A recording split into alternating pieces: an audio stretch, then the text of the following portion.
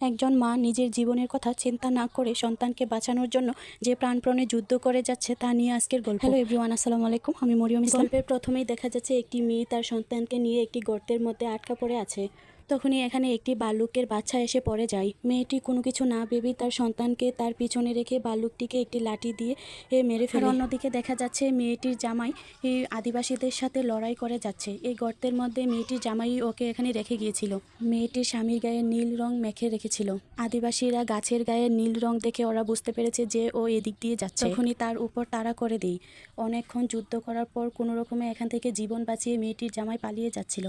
তখনই ঘটে এক ঘটনা। সামনে যাওয়ার পরেই দেখে অনেক বড় এক ঝর্ণার গর্ত। তখনও আদিবাসীরা তার পিছু ছাড়ে। সে কোনো কিছু না ভেবে এখান থেকে ঝাঁপ দেওয়ার সিদ্ধান্ত নিল। সে ভাবতেছে ওদের হাতে মারা যাওয়ার থেকে ঝাঁপ দিয়ে মরে যাওয়া অনেক ভালো।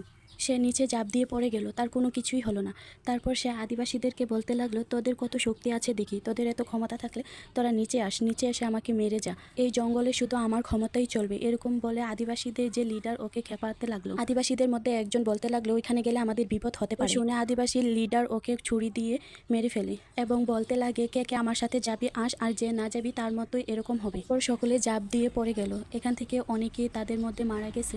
তারপর আদিবাসীর যে লিডার, মেয়েটির স্বামীর সাথে অনেকক্ষণ দস্তাদস্তির পর তারপর মেয়েটির স্বামী এখান থেকে উঠে আসলো। সে একটি কাদার মধ্যে ঝাঁপ দিয়ে তার সারা শরীরে কাদা মেখে নিল।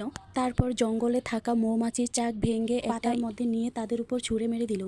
আদিবাসীদের গায়ে মৌমাছির কামড়ে তারা একদম আহত হয়ে পড়লো সবাই। তারপরেও তারা ওর পিছু ছাড়লো না। সে এবার বনের বিষাক্ত কাঁটা ভেঙে ব্যাঙের ভিতর দিয়ে তাদের উপর ছুঁড়ে মেরে বিষাক্ত কাঁটার আঘাতে এখানে অনেক আদিবাসী মারা গিয়েছে। তারপর সে কোনো কিছু না ভেবে গর্তের কাছে তার বউ বাচ্চার কাছে ছুটে আসতে লাগলো। যখনই আসতে চায় তখনই আদিবাসীরা তার পিছু নিতে লাগলো। অন্যদিকে মেয়েটি ছিল গর্ভবতী। সে একটি লাঠির মধ্যে দড়ি বেঁধে উপরের দিকে দিচ্ছিল, যে কোনো কিছুর মধ্যে আটকে তারা উঠতে পারে কিনা। অনেকক্ষণ ওঠার পরে আবার মাঝপথে এসে পড়ে যায়, প্রচন্ড আঘাত পায়। তারপরেও প্রাণপণে চেষ্টা করে যাচ্ছে গর্ত থেকে ওঠার জন্য। একটু পরে বয়ে আসে আরেক বিপদ। প্রচন্ড বৃষ্টির কারণে গর্তের মধ্যে পানি ডুবতে লাগলো। অনেকক্ষণ চেষ্টা করার পর মেয়েটি জোরে জোরে চিৎকার করতে লাগলো তাকে বাঁচানোর জন্য। আমি শুনতে পেল।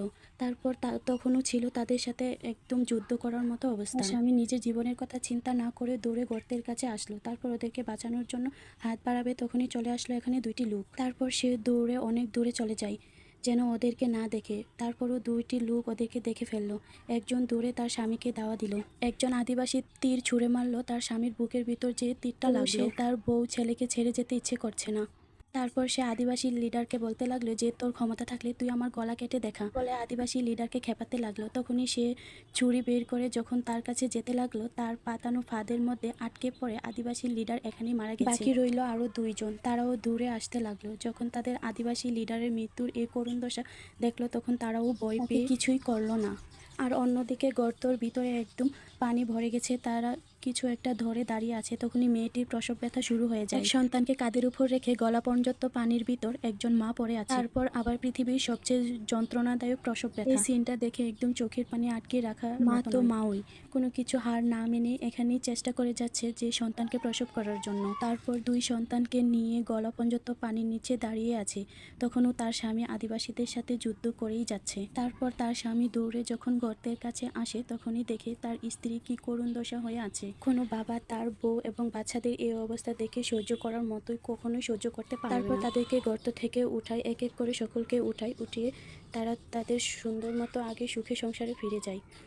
গল্পটি এ পর্যন্ত ভালো লাগলে লাইক কমেন্ট সাবস্ক্রাইব করে যেও। সবাই ভালো থেকো, সুস্থ থেকো। আল্লাহ হাফেজ, আসসালামু আলাইকুম।